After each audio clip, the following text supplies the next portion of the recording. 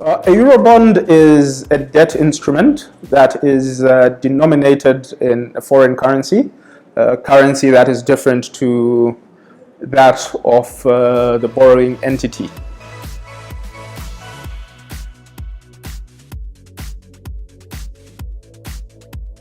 So default simply means a failure to perform one's obligations under the bond agreement. And in the case of Zambia, that meant the failure by Zambia to pay interest payments as and when they fell due.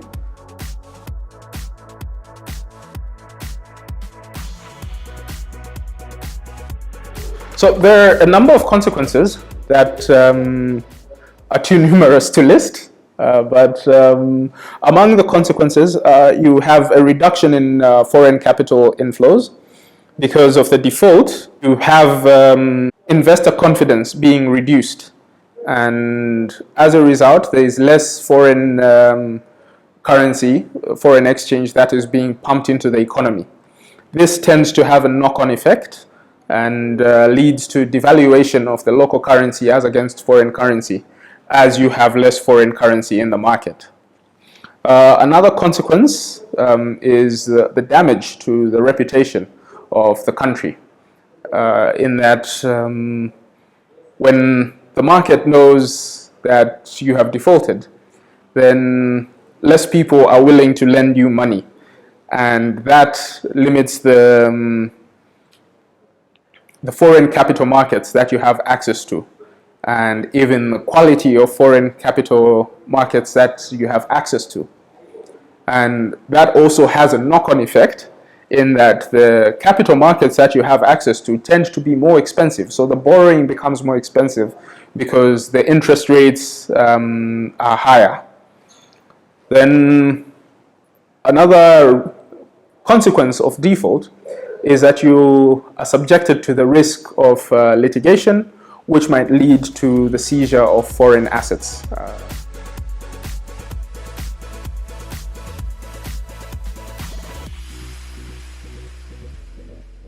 So one of the possible consequences is that you have what is called a holdout problem, in inverted commas, which we saw towards the end of last year with the bondholders insisting on payment in full of the installments and not considering a restructuring.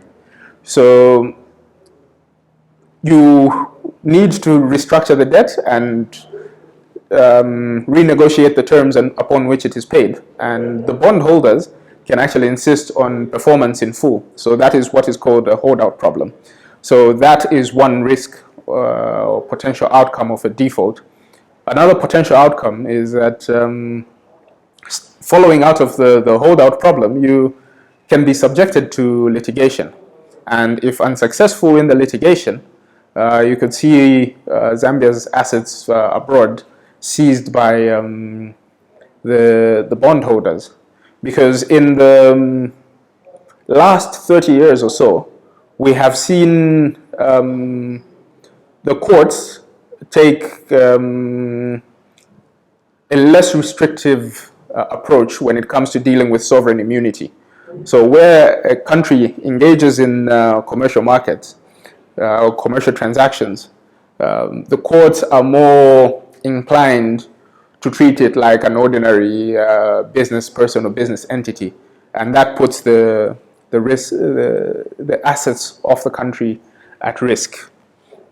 That was seen with Argentina sometime around 2001-2002, when Argentina defaulted on its bond payments. Litigation was commenced, the bondholders were successful, and there was a threat of the seizure of Argentina's foreign assets abroad, and Argentina had no choice but to pay billions of dollars to the bondholders.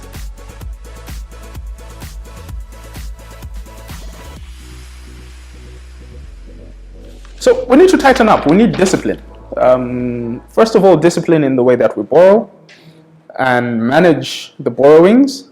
We also need discipline and transparency in the expenditure of the borrowed resources and just public finances altogether. Because we see a lot of wastage whenever the Auditor General's report comes out. Those are resources which, if managed effectively, can see us meeting our obligations and being pumped into other aspects of the economy. We also need to encourage alternatives to borrowing. This means that we need to take active measures to increase the tax base and generate income for the state locally.